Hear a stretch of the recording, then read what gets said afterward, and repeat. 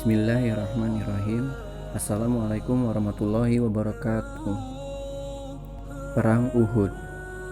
Diriwayatkan dari Anas bin Malik radhiyallahu anhu bahwasanya pada perang Uhud Rasulullah SAW terpisah dengan pasukannya. Beliau hanya bersama 7 orang Ansor dan 2 orang Quraisy.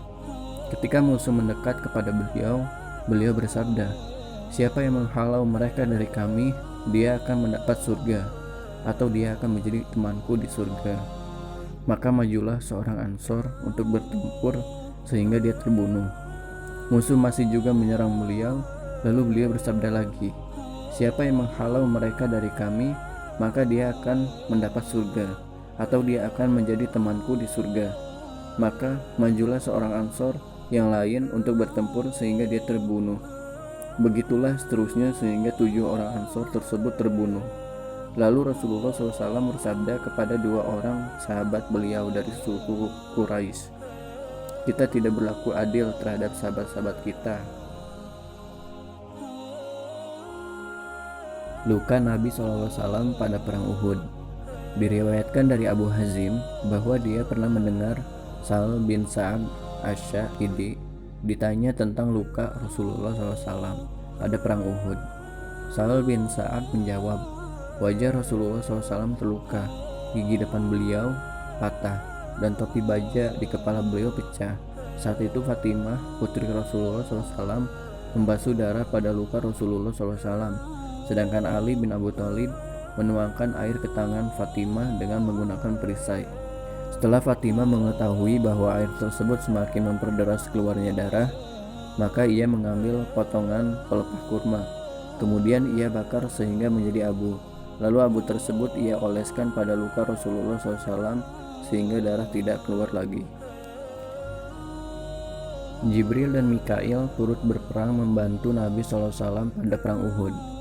Diriwayatkan Sa'ad bin Abu Waqqas radhiyallahu anhu, dia berkata, "Pada saat perang Uhud, di sebelah kanan dan kiri Rasulullah SAW, saya lihat 2 orang laki-laki berpakaian putih. Saya tidak pernah melihat kedua orang itu sebelum dan sesudahnya. Keduanya adalah Jibril dan Mikail alaihissalam." Terbunuhnya Abu Jahal. Diriwayatkan dari Anas bin Malik radhiyallahu anhu, dia berkata, Rasulullah SAW bertanya, "Siapa yang bisa menjadi penyelidik bagi kami untuk menyelidiki apa yang diperbuat oleh Abu Jahal?" Maka Ibnu Mas'ud berangkat. Lalu dia dapati Abu Jahal telah dipukul oleh 2 anak Afra, petani kurma dari kaum Ansor, sehingga roboh. Kata Anas, kemudian Ibnu Mas'ud memegang jenggot Abu Jahal sambil berkata, "Kamukah Abu Jahal?" Abu Jahal menjawab, "Apakah kalian harus membunuh orang yang terpandang?" Atau Abu Jahal mengatakan, "Apakah orang yang terpandang harus dibunuh oleh kaumnya sendiri?"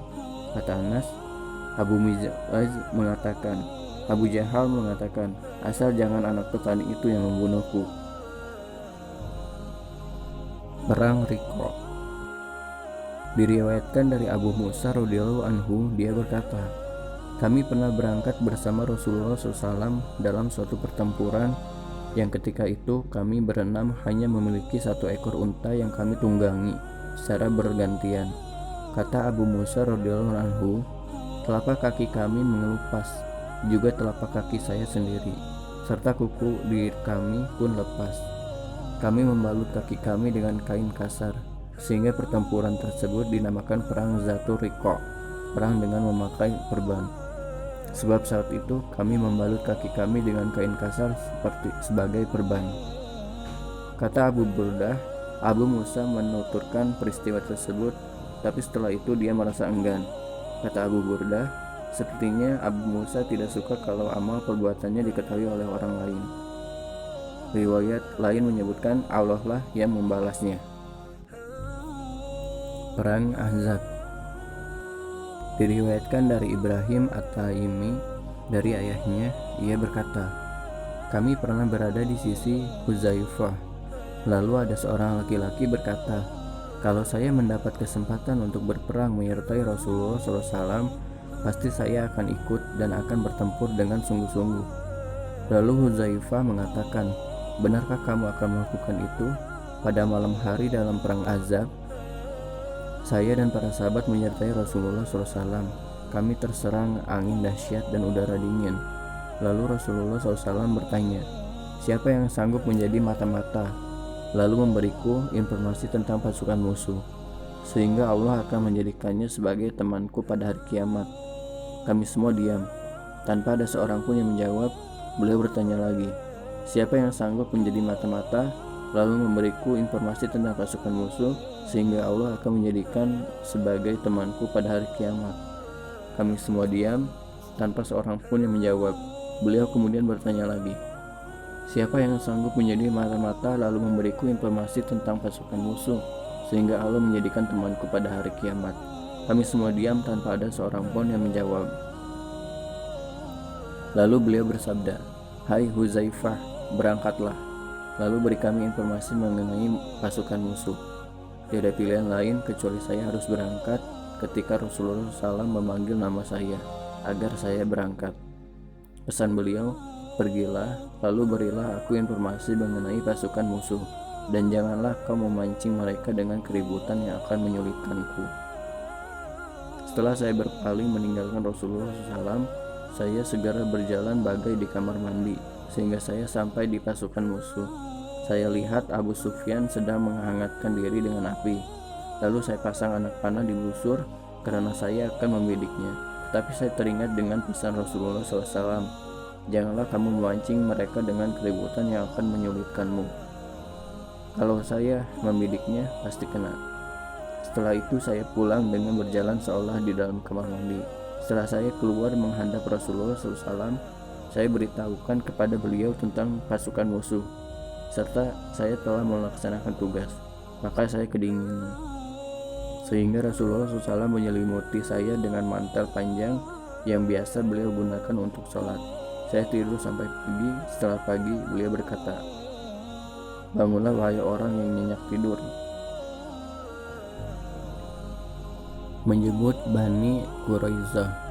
Diriwayatkan dari Abdullah bin Umar radhiyallahu anhu, dia berkata, ketika pulang dari perang Ahzab, Rasulullah SAW berseru di tengah kami, janganlah seorang sholat zuhur kecuali setelah sampai di perkampungan Bani Quraisyah, sebagai orang takut terlewatkannya waktu sholat, sehingga mereka sholat sebelum sampai di perkampungan Bani Quraisyah. Orang-orang lain mengatakan, kita tidak boleh sholat kecuali di tempat yang telah diperintahkan oleh Rasulullah SAW. Meskipun waktu sholat telah lewat, kata Abdullah bin Umar, kedua pihak tidak saling bersitegang.